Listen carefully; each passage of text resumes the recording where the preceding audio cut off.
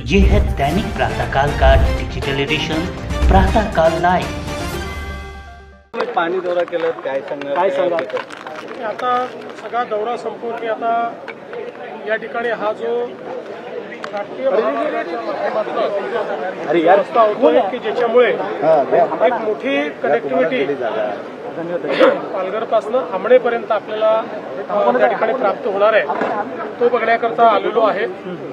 हा रोड असेल, विरार अलिबाग कॉरिडॉर असेल आणि याला तयार होणारे जे काही वेगवेगळे स्पर्स आहेत याच्यामुळे खूप मोठ्या प्रमाणात ट्रॅफिक कंजेशन संपेल, वेगाने ट्रॅफिक जाऊ शकेल आणि विशेषतः जे काही पुढे ठाणे जिल्ह्यामध्ये जे काही कंजेशन होतं ते देखील आपल्याला संपवता येईल आणि विशेषतः जो ट्रकचा ट्रॅफिक आहे जो सगळा आता शहराच्या आतून जातो तो देखील आपल्याला बाहेरून करता येईल।